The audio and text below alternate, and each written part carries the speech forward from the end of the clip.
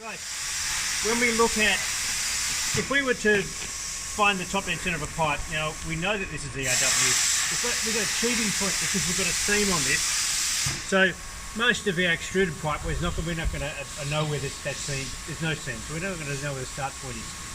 So if we select a point that we work from, and then we might run the length down, line down the length of the pipe, okay? So a bit of angle always helps. Alright, and we could put it one here, one at this end.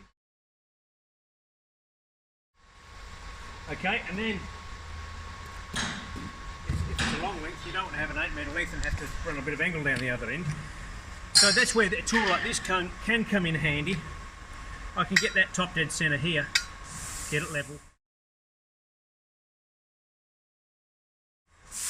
And then I can find top dead centre, give it a hit, head on the other end, 8 metres away, however far, top dead centre again, and hit this end. And I can identify where the end is on this one. Okay? So do a mark here, line those dots up, put a line in. At each end of the pipe. One way of doing it.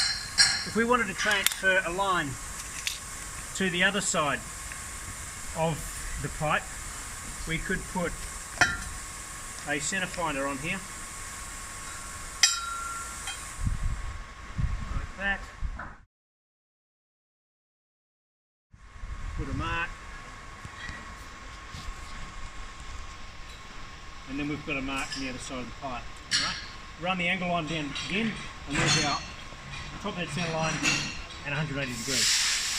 Alright, we can do that. Now I want you to do that actually when you come to do your alignment. I want the 45 on one side, shooting off, and the 90 on the other. Okay? Working off those centre lines. Yep. Okay. So that's how we're going to line down the length of pipe. Let's say we didn't have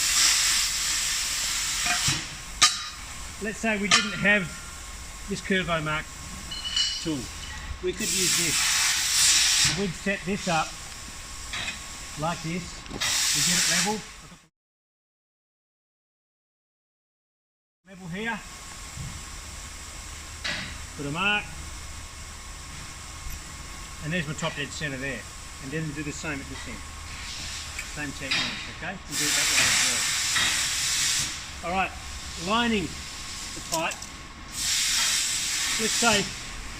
Let's say I want to come around 200 back, or 300, or whatever it is. Come out here a bit further. Whatever that distance is. I want to come around here 45 degrees and put a nipple. Alright? A little nipple or a little socket or something. I'm going to weld it here at 45 degrees from top dead centre, 400 back.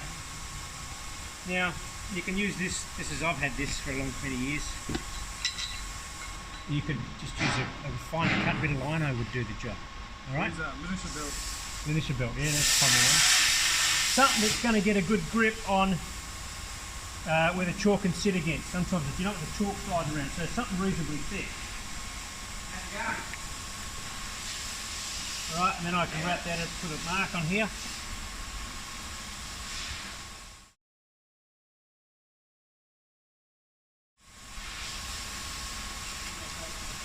Alright, I can adjust this.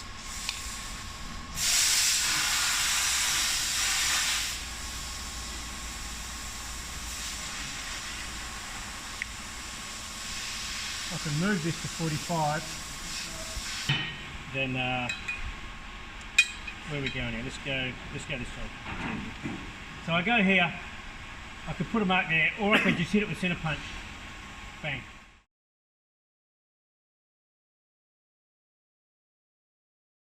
Hit it there.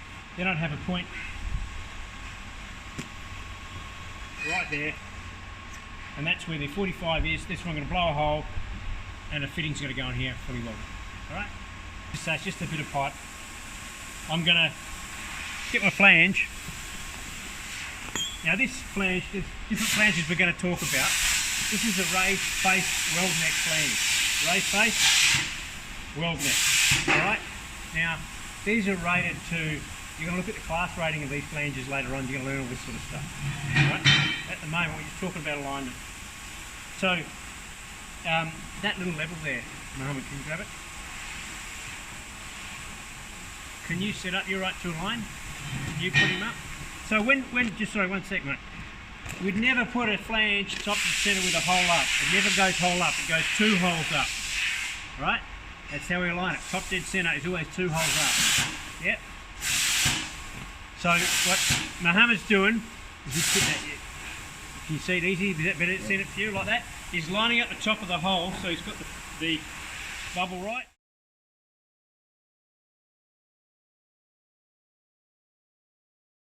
The welder's sitting here ready, and he tells him when he's got it right, talking to the welder. Okay mate, he was going to tell me, yep, he's got it right, on the welder, bang, I put a tack on, and we check it. Okay, once he's put a tack, let's say he's done the tack, you hold the level. Put that level in front, mate. Let's say it's sitting right this way. Right, and then he can check it where it's got to go this way or that way. Alright? And then after you've got it that way, rather than rotating the pipe, take him off, mate, got a 2-foot square.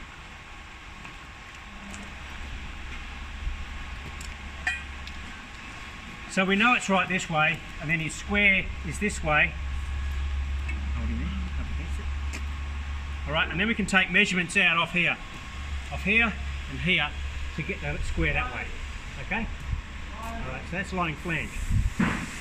Now, thanks mate. Now we can then and we've got top dead centre mark, and then if we've got the check that the bubble's right, across the 2 holes, come to the far end, and we're doing the same again. Right? Sorry, an elbow, little level, cross here, set him up, get it level, talk to the welder, tack it in position, put it on, check it for square this way, tack it again, and then that's it, we'll tack it in position. Alright? And then Steve, give him a hand here. So let's get that, let's check him across here first. So we know this one's level. Let's check him. You just check that level. Talk to him there, Mohammed. There you go. And this one? Yeah. Don't need heads in the way, mate. It's trying to get a photo. Check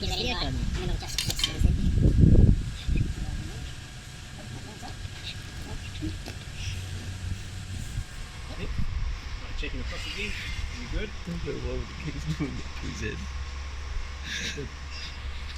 Alright. Now, so that's how we're checking the pipes across for getting them right.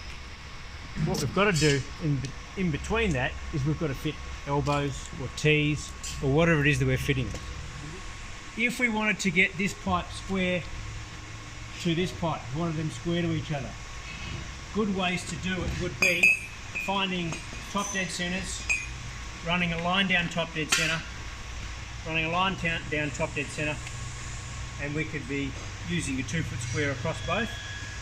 More accurate over long distance, 3, 4, 5 across both.